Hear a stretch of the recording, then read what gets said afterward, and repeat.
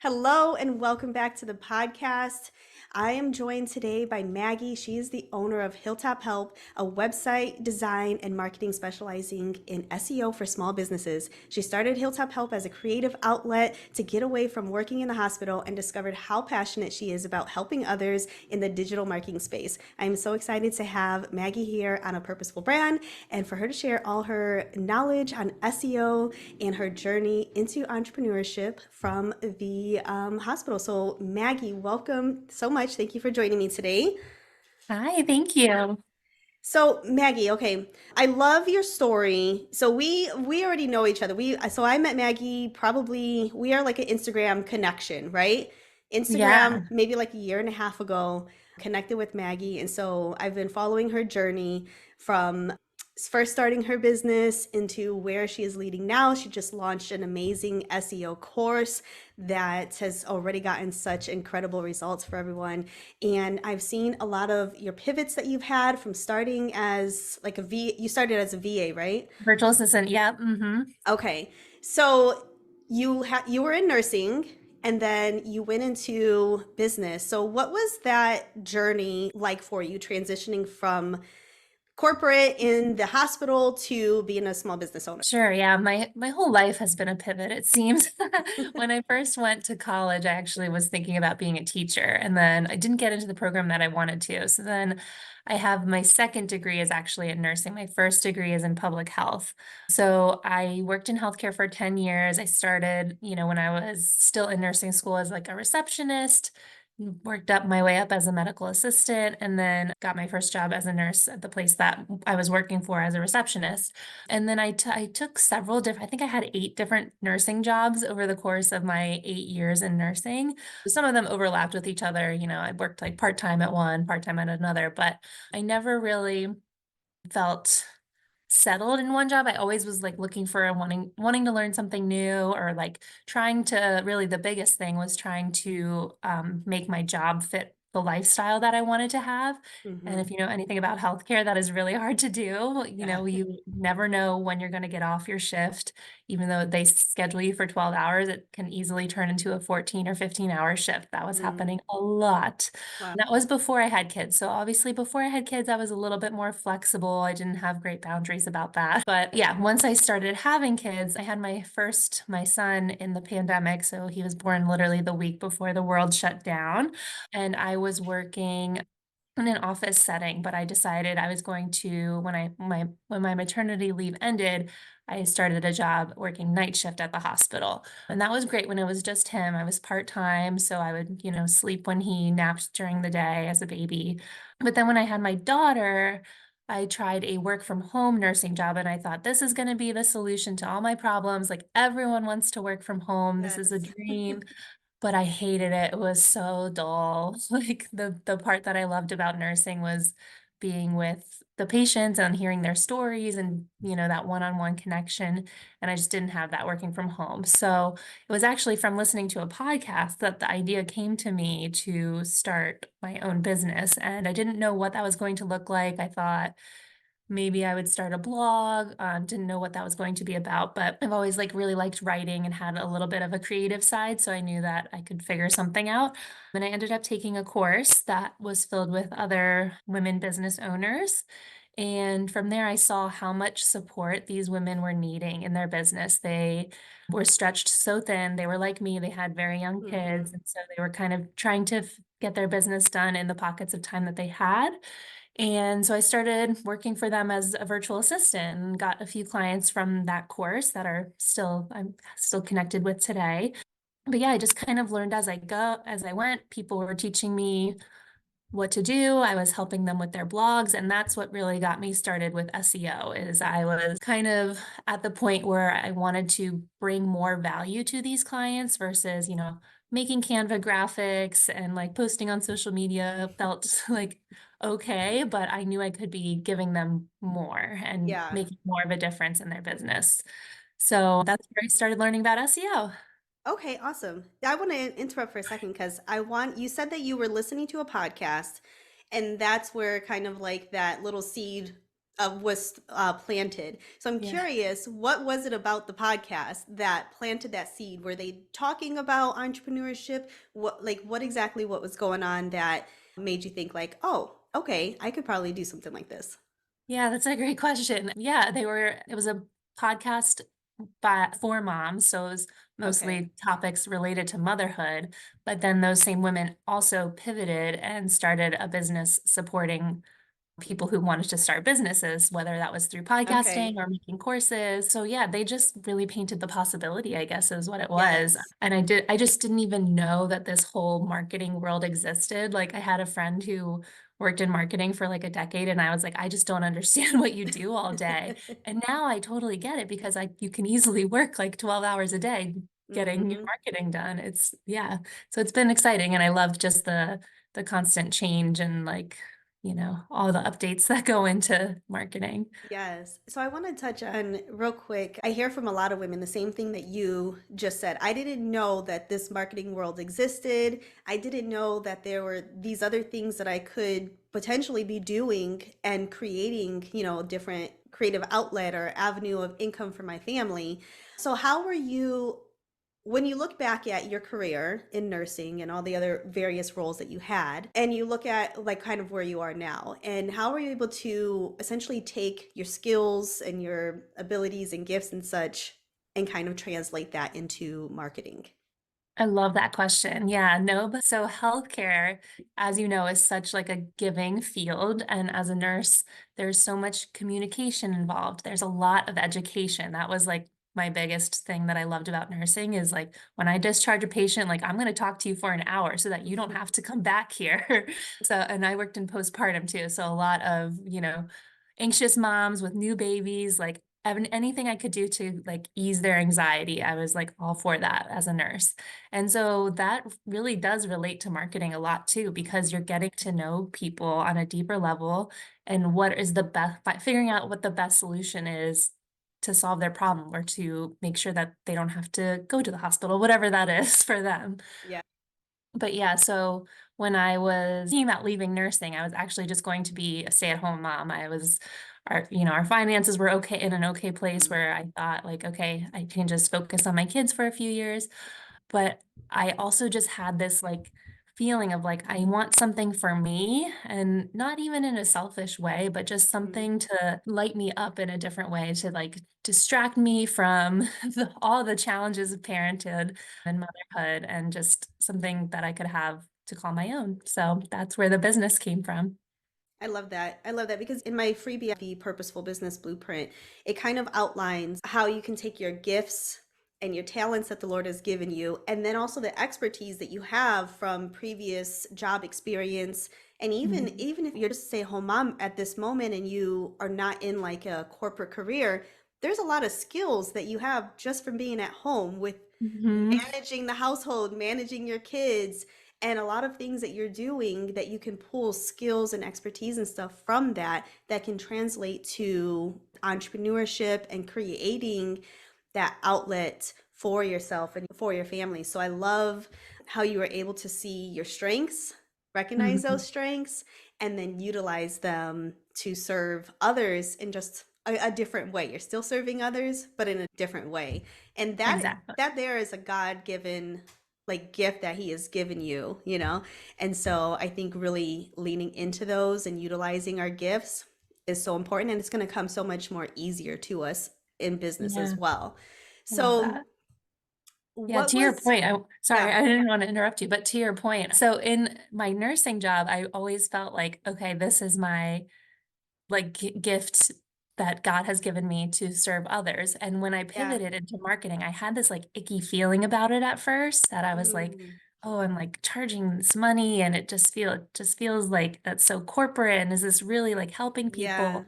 But what I have learned along the way, 2 years into this is that I'm also, by working in this industry, I'm giving moms that opportunity that I wanted to Hmm. spend more time with their family, to have that work life, maybe not balance, but to have something of Yeah. their own that they can use to support their family with. So it's very different, obviously, than nursing. It's a little less direct, but I still feel that God has put me in this position to help others. Yeah, I love the phrase selling is serving Hmm. because there's somebody out there that needs what you have to offer. They Yeah, need that thing to accomplish their purpose, their desires, to help their families, to support them. They need that. So if you're holding back from selling, then you're doing a disservice to the people that God has called you to serve. He put you in that place for those specific people. So so true.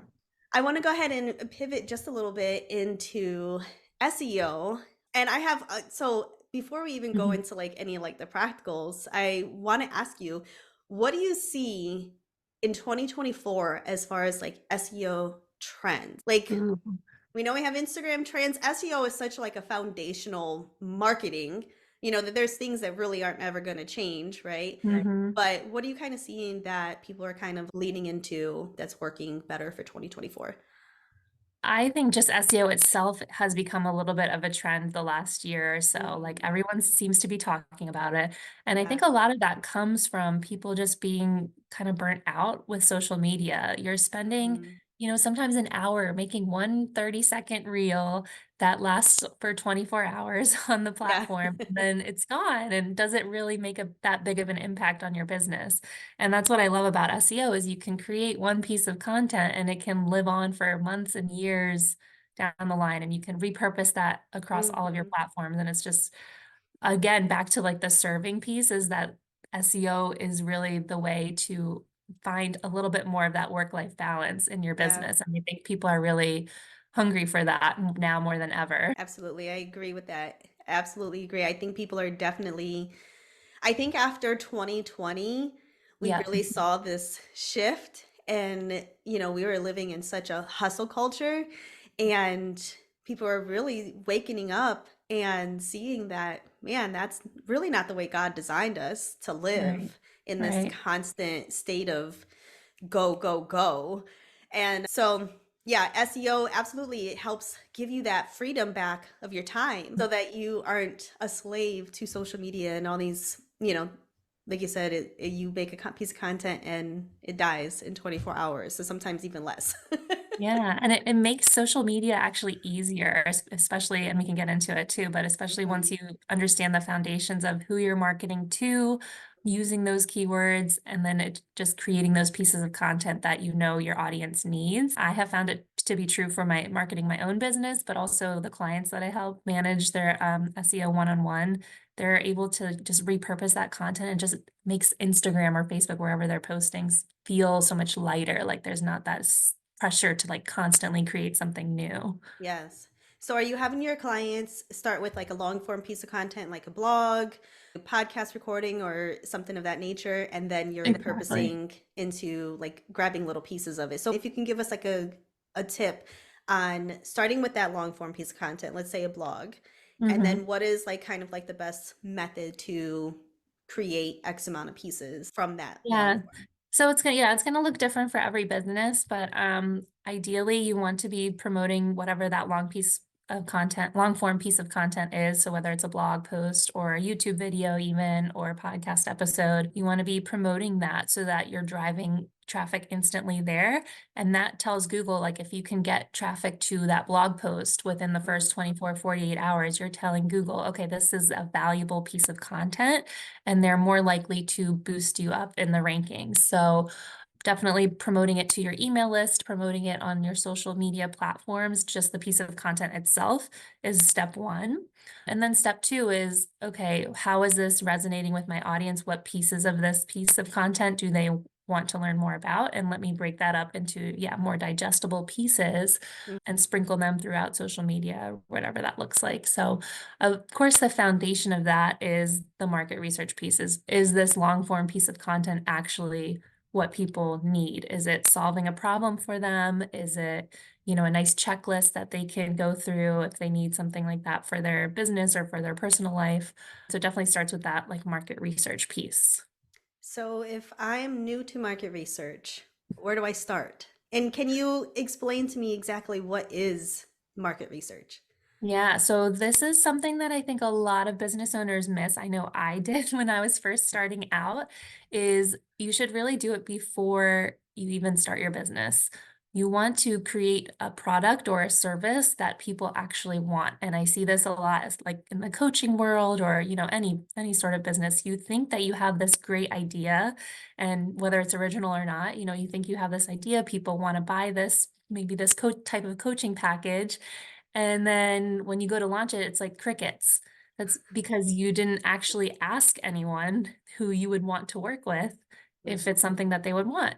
So the market research piece, and I teach it several different ways in my course, but there's a ton of different ways you can do it. The best way is to just have one-on-one conversations with people that you would want to work with. So figuring out what your ICA is, so your ideal customer avatar, and getting really specific like with that. So I know for me, when I was starting my virtual assistant business, I was like, I want to work with moms like me who are starting side hustle kind of businesses. But that just wasn't enough for my marketing.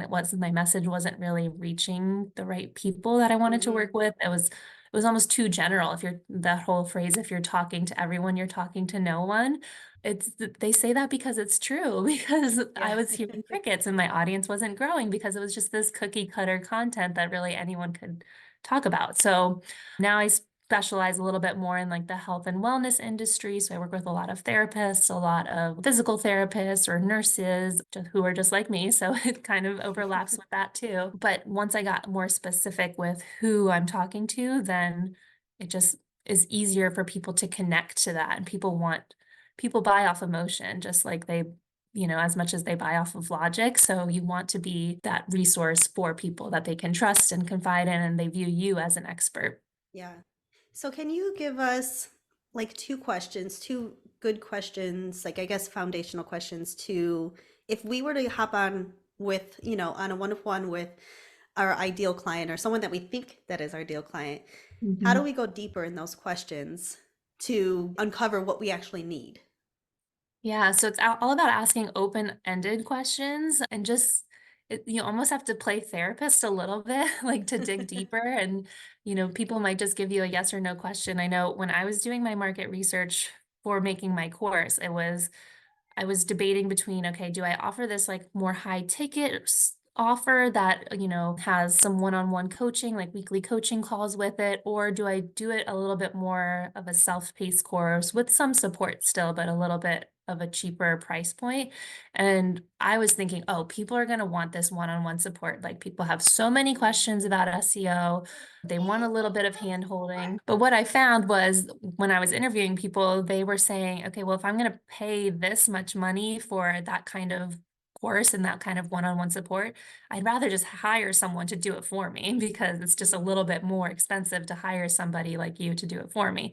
And I was like, oh, light bulb, that makes perfect sense. So it just all goes back to what do people actually want to buy from you? And obviously, that's more of like a price. That was a little bit more of a pricing kind of concern for my situation. But for you, for someone else, it could look like, you think that moms really want this feature in a diaper bag or something, but what they actually want is just somewhere to put their keys or put their water bottle, something like for them. Yes. So just, yeah, getting specific with those questions, keeping them open-ended and keeping them solution-based too. So how can I solve the problem that they're having, and what do they think is the problem that they're having? Because you might think that their problem is one thing, but they're actually worried about something else. So No, I think that's really great. Really getting into their minds and seeing what is it that they're really struggling with, their desires, what is keeping them up at night? mhm, What are they really, really, really hoping for? Because a lot of times they say, "Oh, I just want to,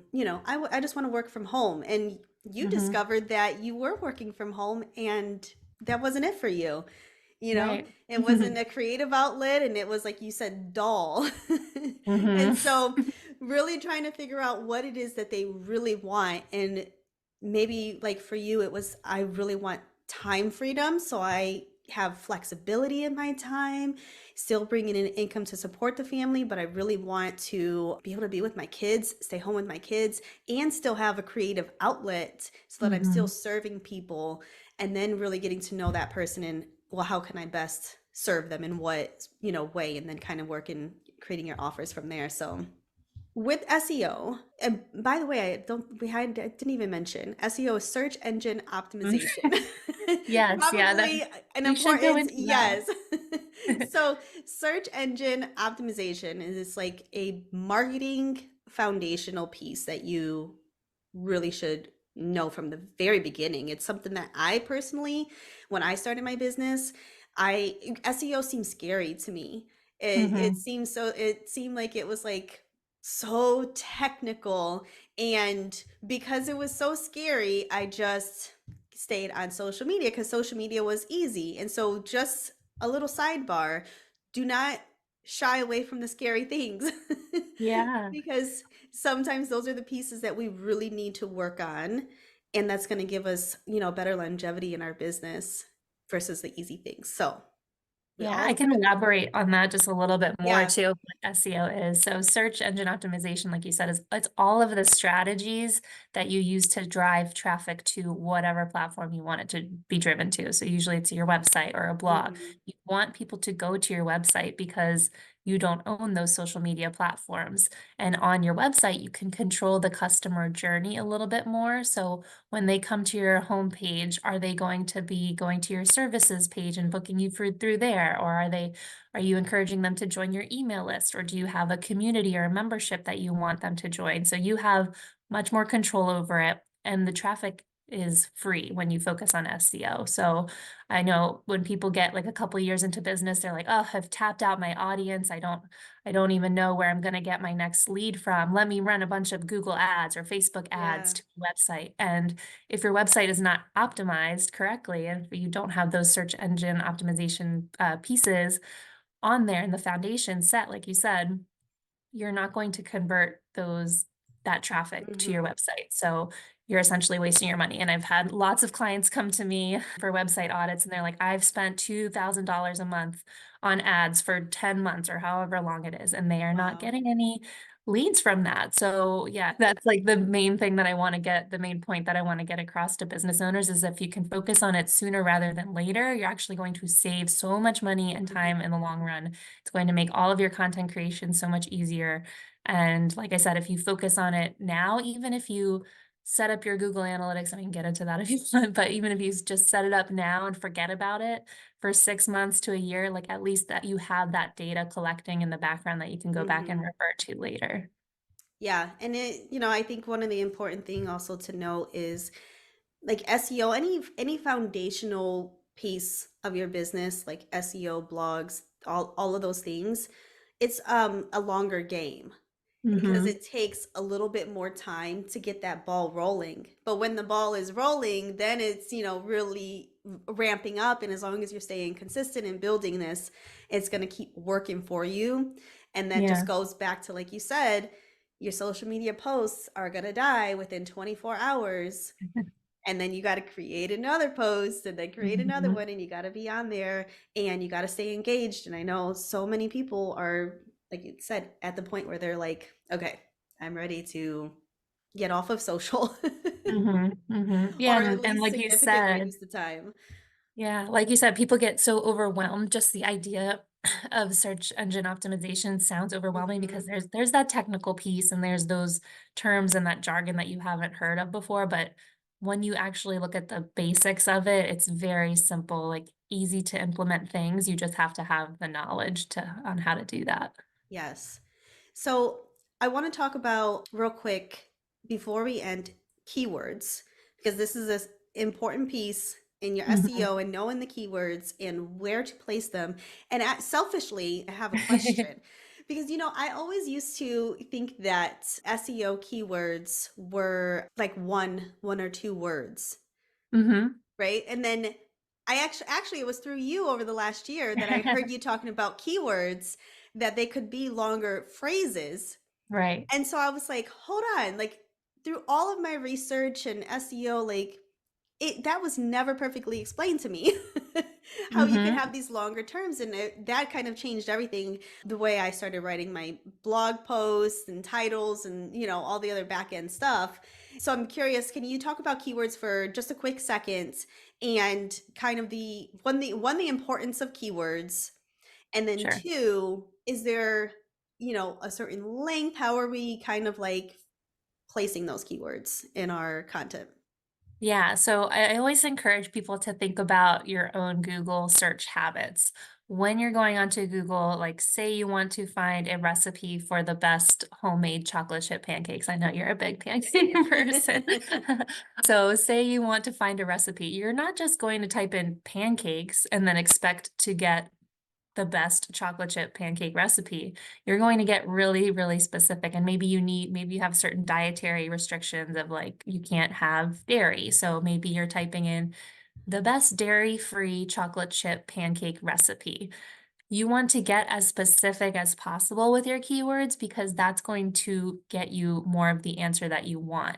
And so when it comes to doing keyword research for your business, you want to think about who you're actually targeting with those keywords. So if I am a web designer, it's not enough for me to just put web designer all over my website. I need to be specific on who I'm designing websites for, what platforms I'm using. Am I doing it more for local brick and mortar businesses, or am I doing it for businesses that have an or more of an online presence and service? So just getting the more specific that you can get, the better. And I think a common misconception with keywords is that people think, okay, if I am more general, I'm getting more of a search volume per month. But when you think about it, you're then competing with probably millions of other websites out there Yeah. who are also targeting those same keywords. So if I'm trying to rank on Google for web designer, there's millions, if not billions, of other websites that have that keyword as, that have that word as their keyword on their website. So yeah, just getting more specific will actually help you in the long run. And something that I do with my clients is I'll do that keyword research before I create the content so that I can base my content off of that keyword. And what I look for is the intent of that keyword too. So is the person looking for information? Are they looking to buy a product or service? Are they just kind of browsing? So thinking about what is this keyword directing them to do? So if someone is looking for a really specific, red platform heels for a wedding, like they are probably looking to buy shoes because they have a wedding coming up, right? Versus what's the comfiest pair of platform shoes? Maybe they're just starting that research phase. So just thinking through that intent piece is also important when it comes to keywords. That's a really great point, is looking at the intent and their action following when they do that search and whatnot. Mhm. And then you can also base your content, around whether you're leading them to that purchase of that red shoe or you're educating them on the best platforms. So that's awesome. So if you can give us what is your favorite tool to do keyword research? Honestly, for beginners, I say just go on Google. And I actually teach this in my free challenge. Did you do the challenge? I did the challenge. You did It it. was Okay. great. So yeah. Yeah. Yeah. So day one was all about keyword research, and it's just using Google because Google can give you a lot of information. Once you start typing in a word like best pancakes, it's going to come up with suggestions in that, drop down box of chocolate chip pancakes, dairy-free pancakes, gluten-free pancakes, right? So, that can help you start the brainstorming process. And then even scrolling down on Google, looking at people also search for, they have those little categories, or they have those question boxes of people are asking these specific questions about pancakes. How can I put this in my content to answer those questions so that my snippet will come up on the Google search results page? So that's one place to start, but also another free tool is using the Google Keyword Planner, and that is you have to create a Google Ads account to use that tool, but it is free to use. They do just ask you for your credit card as if you were going to run ads, but then you don't run the ads and you just Yeah. you can put your competitors' websites in there, and it will also kind of break down what keywords they are using on their content. So if that helps you at all to also just brainstorm a little bit deeper. And that tool gives you a lot of data, like how much it would cost to run an ad for this keyword. So that Keyword Planner will give you the monthly search volume, the keyword difficulty, so how likely it will be for you to rank based on you putting that keyword in your content, and how much it would cost to run ads if you were to run ads using that keyword. So it's a very in-depth tool. A lot of people can get overwhelmed with it at first, but if you just focus on, I think, the search volume and the intent behind those keywords is going to be the biggest thing. That's great. So Google Keyword Planner, Mm-hmm. and I'll make a note of that in the show notes. Mm-hmm. So just to kind of recap, so SEO one, don't shy away from it. You need it for your business. Before you create anything, take the time to dive into SEO and your foundational pieces, who you're serving, your client avatar, what their intent is when they're searching, what do they actually need? I mean, this is going to help you with everything in your business, right? Writing blog posts, social media posts, getting your website ranked so you can start gaining that organic traffic. And then go and download or sign up for Maggie's SEO challenge. It's a free SEO challenge. It's what, 5 days? And every day Five it's days. like a email challenge. And then you also include like a video in there, right? And so the video Yeah. is so good because it's so it you get the email part and then you get the video, which also helps kind of like break it down and explain everything. So that's a really great place to start is her SEO challenge. So Yeah, yeah. So you could go to hilltophelp.com/SEO-challenge. And yeah, I really wanted to make those very quick, easy to implement daily activities. So it's 5 days, like you said, starting with keyword research. And then I walk you through the video tutorials with where to put those keywords on your pages and how to optimize one page on your website in hopefully less than 5 minutes a day. That's how long the videos are, less than 5 minutes each. So the idea is that it's quick and easy. You just need to do it.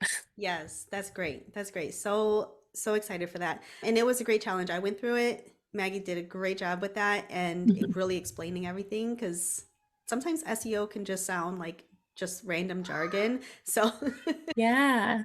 definitely go grab that SEO challenge. The link is going to be in the show notes for you to go ahead and sign up and go follow Maggie. She's sharing amazing content all the time to help you with your SEO and marketing. And Maggie, real quick, is there one last thought or thing you want to leave the audience with? Okay, I'm all about working smarter, not harder. So I think if you can focus on some SEO basics, lay the foundation, it is not as overwhelming as you think.